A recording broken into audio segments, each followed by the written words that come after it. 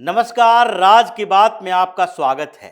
किस तरीके से हिंदुस्तान की डेमोग्राफी को बदलने की कोशिश की जा रही है, ये उदाहरण एक हल्द्वानी हिंसा के दौरान देखा जा सकता है।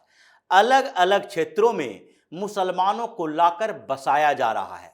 बांग्लादेशी, रोहिंग्या और ऐसे जो घुसपैठिए हैं, उसको भी इन्हीं मुस्लिम मोहल्लों में जगह दी जाती है। पुलिस को कानों कान खबर नहीं लगता और यहां धीरे धीरे इस पूरे क्षेत्र की डेमोग्राफी को बदल दी जाती है, जैसे हल्द्वानी के डेमोग्राफी को बदल दिया गया। बनफुलपुरा में पहले तो वहां पर मुसलमानों को लाया गया इधर उधर से, पूरे नैनीताल में मुसलमानों को बसाया गया और धीरे धीरे स्थितियां ऐसी हुई कि नैनीताल जिले में 13% मुसलमान हो गए। सिर्फ नैनीताल की बात नहीं थी, बल्कि देहरादून में 12%, उधम सिंह नगर में लगभग 23% और हरिद्वार में तो 35% मुसलमानों को बसा दिया गया। लेकिन यह जानकारी जो मिल रही है, यह धामी की सरकार की उस एक्शन से है जिसमें हल्द्वानी हिंसा का मास्टरमाइंड अब्दुल मलिक का नाम सामने आया है। और अब्दुल मलिक कोई सामान्य व्यक्ति नहीं है, बल्कि एक बिजनेसमैन है। करोड़ों करोड़ की संपत्ति उसके पास है। यह ब्रिटिश के जमाने में, यानी अंग्रेजों के जमाने से इसका परिवार बिजनेस करता रहा। पहले इसका परिवार जो था, यह घोड़े का व्यापारी हुआ करता था, घोड़ा पालन करता था। धीरे धीरे रियल एस्टेट कारोबारी हुआ और फिर सरकारी टेंडर भी लेना शुरू कर दिया। कांग्रेस के समय में इसको भरपूर टेंडर मिलते थे सरकार के, और इसी से अकूत संपत्ति अर्जित किया और उस पैसे का इस्तेमाल बाहर से मुसलमानों को यहां लाने में किया, क्योंकि उसकी राजनीतिक महत्वाकांक्षा भी थी। 2004 में वो चुनाव भी लड़ चुका था और चुनाव वो वहां से नहीं लड़ा जहां का वो है, बल्कि वो ढूंढते हुए पहुंचा उस जगह पर जहां पर मुसलमानों की संख्या ज्यादा हो, और उसने फरीदाबाद को चुना और बहुजन समाज पार्टी बीएसपी से टिकट लिया। बीएसपी में हरियाणा से टिकट लेना कोई बहुत बड़ी बात नहीं थी, लेकिन इसके लिए पैसे देने पड़ते हैं और अब्दुल मलिक के पास पैसों की कमी नहीं रही, इसलिए उसने वहां से टिकट लिया।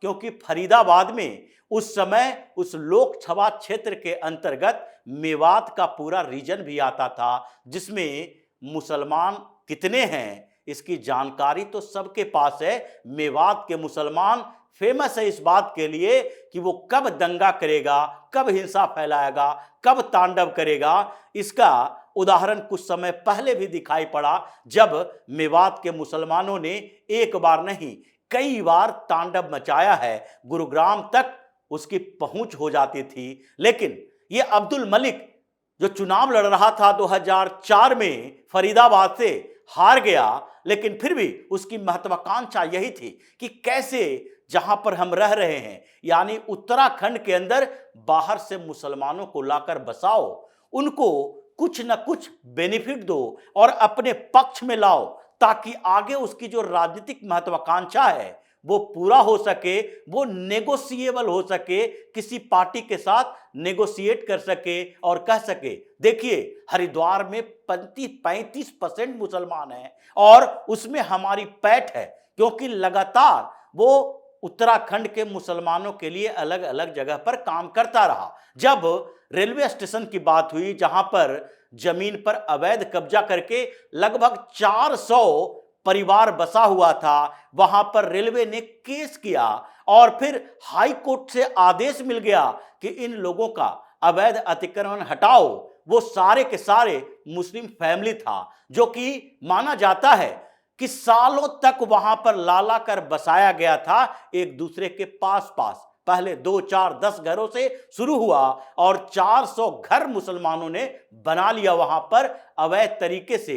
गौली नदी के किनारे पूरी की पूरी कॉलोनी बसा ली। हाई कोर्ट ने तो आदेश दे दिया, लेकिन हाई कोर्ट तक पहुंचना और उसके बाद सुप्रीम कोर्ट जब पहुंचा गया तो सुप्रीम कोर्ट में उस पूरे मामले पर स्टे लगा दिया गया, मतलब को स्टेटस।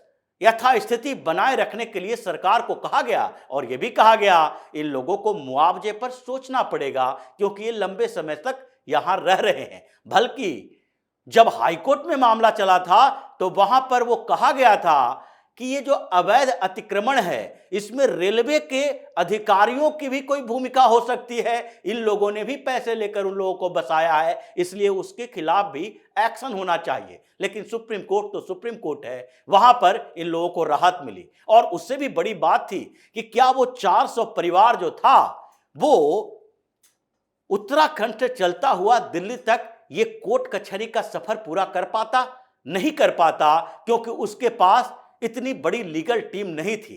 और वो लीगल टीम जो थी वो अब्दुल मलिक की थी, जिसने उन सारे लोगों को फ्री लीगल एडवाइस भी और फ्री लीगल एक्सेस भी देने के लिए बोला और परिवारों से मिला, उनको कहा कि हम आपके मुकदमे को लड़ेंगे। अलग अलग लोगों ने उससे मुलाकात की, मुकदमे लड़े गए, वकीलों की फौज तैयार की गई और सबको पैसा कौन दे रहा था? यही अब्दुल मलिक। यही अब्दुल मलिक है जिसने बनफूलपुरा में मलिक के बगीचे पर कब्जा किया। वहां पर एक मस्जिद बनाई जहां पर 200 से ज्यादा लोग एक साथ बैठकर नमाज अदा कर सकता था। मतलब 200 लोगों को हर फ्राइडे को बुलाओ, उसको एक्टिवेट करो और फिर उसे क्षेत्र में भेजो कि और दूसरे लोगों को लाओ। यानी कि वो दंगाइयों का नेटवर्क तैयार कर रहा था। वहीं पर एक मदरसा भी बनाया और मदरसे में क्या होता था ये सबको पता है, क्योंकि हर जगह पर असम से लेकर उत्तर प्रदेश उत्तराखंड तक हर जगह मदरसों में जो बच्चे पढ़ने जाते हैं उसका माइंड वॉश किया जाता है। मदरसों का पैसा ज्यादातर विदेशों से आता है, विदेशी फंडिंग भी इसमें है, जिसके लिए उत्तर प्रदेश की सरकार ने सर्वे करवाया और पता चला कि जो बॉर्डर इलाके हैं उत्तर प्रदेश का नेपाल से जो लगता हुआ सीमा है, उन क्षेत्रों में तो मदरसे कुकुरमुत्ते की तरह पनप रहे हैं, बढ़ते जा रहे हैं। 4-4 कमरों में मदरसे चल रहे हैं और वहां पर कन्वर्जन रैकेट भी चल रहा है, क्योंकि मदरसों के लिए जो पैसे आते हैं उसी से कन्वर्जन रैकेट चलाया जाता है। अब अब्दुल मलिक फंस चुका है, क्योंकि यह सरकार कांग्रेस की नहीं है, वहां के सीएम कोई कांग्रेसी नहीं है, बल्कि सरकार भारतीय जनता पार्टी के है, सीएम धामी हैं और उन्होंने पूरे नेटवर्क को पकड़ लिया। 2.4 करोड़ रुपए की नोटिस भेजी गई है अब्दुल मलिक के पास, 15 तारीख तक जमा करना है। उसका नाम एफआईआर में भी दर्ज किया गया है और पुलिस ने कहा है कि यही अब्दुल मलिक जो है वो मेन कॉन्स्पिरेटर है, मास्टरमाइंड है इस दंगे का। उसी ने ये पूरी प्लानिंग तैयार की थी और इसीलिए जब सरकार ने एक्शन शुरू किया तो अफरा तफरी मच गई। 300 से ज्यादा घर जो है वो घरों में ताला लगा दिया गया है, वहां ताला लगा हुआ है, लोग भाग रहे हैं, क्योंकि 5000 अज्ञात लोगों पर एफआईआर दर्ज किया गया है और ज्ञात लोगों पर भी एफआईआर दर्ज किया गया है, जिसमें नामजद रखा गया है अब्दुल मलिक जैसे लोगों का। 25 लोगों को गिरफ्तार किया जा चुका है और इन 25 लोगों को जो गिरफ्तार किया है उसके लिए सारी तकनीकों का इस्तेमाल किया गया। जिस तरीके से उत्तर प्रदेश के सीएम योगी आदित्यनाथ करते हैं वही तरीका सीएम धामी ने अपनाया। लगभग 500 मोबाइल जो वहां पर लोग उपस्थित थे, जो पुलिस वाले थे, वो सब जो रिकॉर्ड कर रहे थे, उन 500 से ज्यादा मोबाइलों का डाटा खंगाला गया। उसमें से फोटो निकाले गए उन दंगाइयों का जो वहां पर पुलिस के खिलाफ दंगा कर रहा था, पुलिस वाले की गाड़ियों में आग लगा रहा था, पत्थरबाजी कर रहा था, छतों के ऊपर से जो पत्थरबाजी हो रही थी उनका भी फुटेज, वीडियो फुटेज निकाला गया।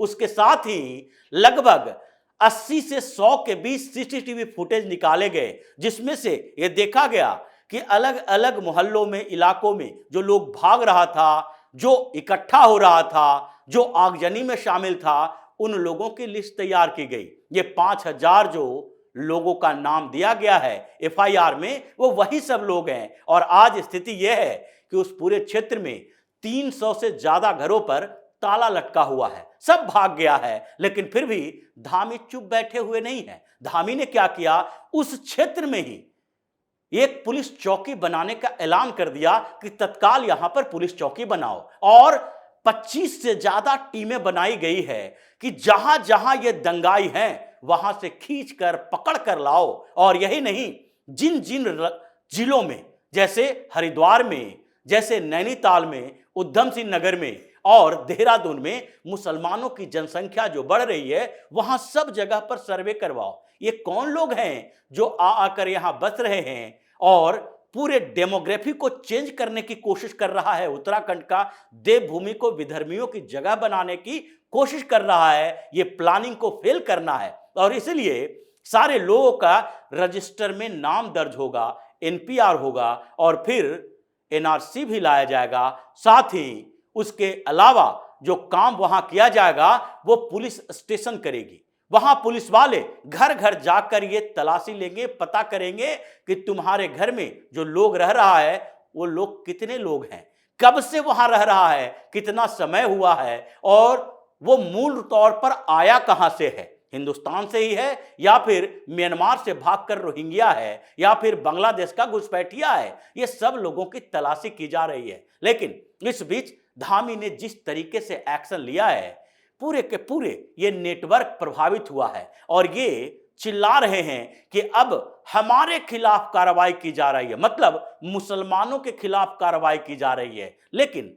अगर मुसलमान दंगा करेगा तो कार्रवाई किसी हिंदू के खिलाफ नहीं होगी, सिख के खिलाफ नहीं होगी, न ही बौद्ध, जैन और ईसाई के खिलाफ होगी। अगर मुसलमान दंगा करेगा तो कार्रवाई जो होगी वो मुसलमान के खिलाफ होगी। और इसीलिए ये बनफूलपुरा, हल्द्वानी, देहरादून और हरिद्वार जैसे जगहों से जो पहले ही इकट्ठा करके रखे हुए था, जो लोग बाहर से लाकर रखे हुए था, क्योंकि उन लोगों को पता था कि 4 दिन बाद पुलिस कार्रवाई करेगी, मदरसे को तोड़ेगी और साथ ही मस्जिद को ध्वस्त कर देगी। इसलिए हर घर में बाहर से लोगों को लाकर इकट्ठा किया गया था।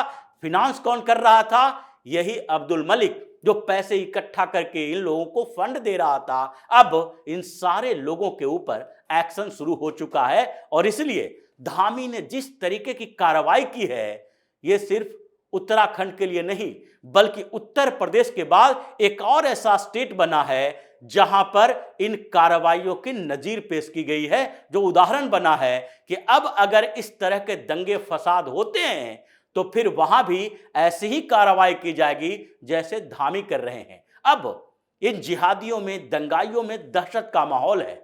उस पूरे क्षेत्र से लोग भाग रहे हैं। अब उनको लगने लगा है कि हम पकड़े जाएंगे तो जेल जाएंगे। सिर्फ दंगा वाले नहीं बल्कि जो बाहर से घुसपैठिए आए हुए हैं उसके अंदर भी दहशत है कि एक गलती हो गई, अब इस गलती का परिणाम तो भुगतना पड़ेगा। इसलिए एक एक करके घरों में ताले लग रहे हैं। इन मुस्लिम परिवारों को भागना पड़ रहा है क्योंकि धामी जैसे एक्शन मोड में हैं। अगर 6 महीना ऐसी ही कार्रवाई चलती रही तो ये देवभूमि को, जो विधर्मियों की भूमि बनाने की साजिश थी, वो पूरी तरीके से बेनकाब भी होगी और फेल भी होगी।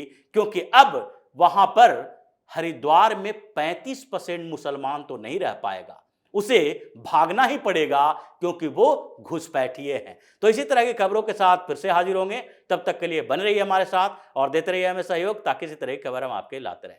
धन्यवाद।